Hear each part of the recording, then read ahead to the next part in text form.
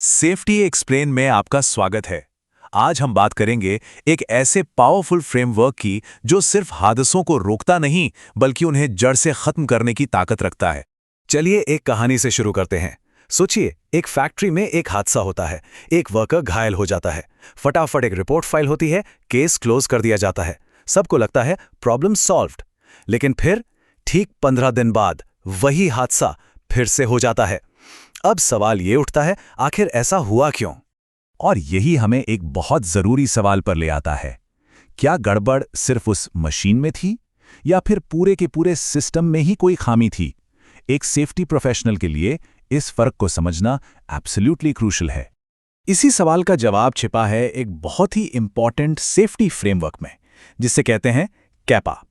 तो चलिए आज इसी को डिकोड करते हैं और समझते हैं कि ये है क्या और ये इतना जरूरी क्यों है। तो कैपा, इसका फुल फॉर्म है corrective action and preventive action. देखिए, इसका मकसद सिर्फ प्रॉब्लम्स को फिक्स करना नहीं है, बल्कि ये इंश्योर करना है कि वो प्रॉब्लम दोबारा कभी हो ही ना। ये प्रॉब्लम की जड़ तक पहुंचने का साइंस है। अच्छा, इसको और सिंपल तरीके से समझते हैं। मान लीजिए जमीन पर तेल गिरा और कोई फिसल गया। करेक्टिव एक्शन क्या होगा? उस तेल को साफ कर देना, राइट? लेकिन प्रिवेंटिव एक्शन क्या होगा? ये पता लगाना कि तेल लीक कहां से हो रहा है और फिर पूरी फैक्ट्री चेक करना कि कहीं और तो ऐसी लीकेज नहीं है। एक है रिएक्टिव और दूसरा है प्रोएक्टिव। देखिए, किसी एक इंसिडेंट को फिक्स करना तो आसान है, पर असली गोल है एक ऐसा सिस्टम बनाना जहां वो इंसिडेंट दोबारा हो ही ना सके। और यहीं पर कैपा एक गेम चेंजर साबित होता है। तो सवाल यह है कि इस सिस्टमैटिक अप्रोच को प्रैक्टिस में कैसे लाया जाता है। चलिए कैपा प्रोसेस के 5 सिंपल बट पावरफुल स्टेप्स को देखते हैं। यह प्रोसेस एक बहुत ही लॉजिकल फ्लो में चलता है। सबसे पहले प्रॉब्लम को आइडेंटिफाई किया जाता है, फिर उसकी जड़ यानी रूट कॉज को एनालाइज करते हैं। उसके बाद एक एक्शन प्लान तैयार होता है, उसे इम्प्लीमेंट किया जाता है और सबसे आखिर में ये वेरीफाई करते हैं कि जो सोल्यूशन लगाया वो इफेक्टिव है भी या नहीं। और इन 5 स्टेप्स में से स्टेप 2 रूट कॉज एनालिसिस ये सबसे इंपॉर्टेंट है। क्यों? क्योंकि ज्यादातर प्रॉब्लम्स एक आइसबर्ग की तरह होती हैं। हमें सरफेस पर जो दिखता है वो तो बस एक सिम्टम है।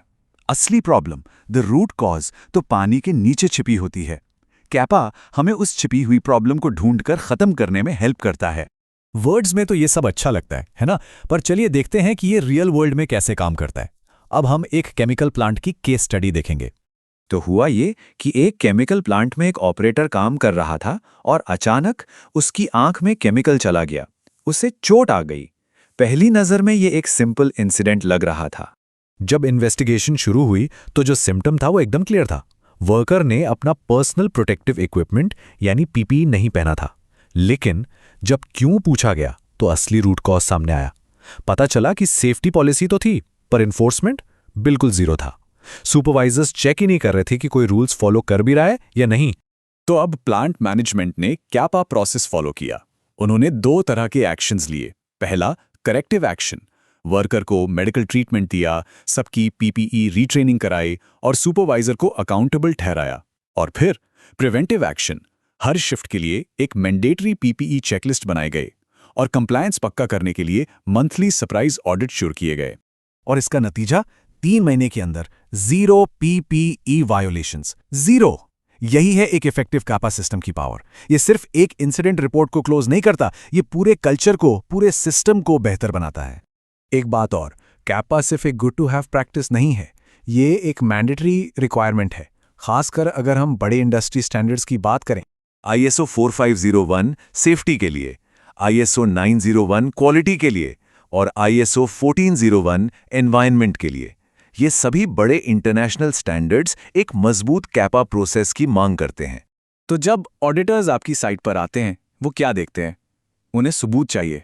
वो आपका रूट कॉज एनालिसिस देखेंगे, आपके एक्शन रिकॉर्ड्स चेक करेंगे और सबसे जरूरी, वो प्रूफ मांगेंगे कि आपके एक्शंस ने एक्चुअली काम किया है। Without proof is just talk. Bottom line ये है, अगर आपकी कैपा प्रोसेस वीक है तो आपका पूरा का पूरा सेफ्टी सिस्टम वीक है। It's that simple. ये सेफ्टी चेन की सबसे मजबूत या सबसे कमजोर कड़ी हो सकती है। तो आखिर में हम उसी सवाल पर वापस आते हैं, क्या सिर्फ एक इंसिडेंट की रिपोर्ट फाइल कर देना काफी है या असली काम उस वजह को ही जड़ से खत्म करना है जिसकी वजह से वो हादसा हुआ था? असली सेफ्टी पेपर वर्क में नहीं है। असली सेफ्टी एक ऐसा कल्चर बनाने में है जहां वही हादसा दोबारा कभी न हो सके। आपका इस बारे में क्या सोचना है? नीचे कमेंट्स में अपना एक्सपीरियंस जरूर शेयर करें। सेफ्टी एक्सप्लेन को सब्सक्राइब करना ना भूलें और इस वीडियो को शेयर करें ताकि ये इन्फॉर्मेशन और लोगों तक पहुंचे।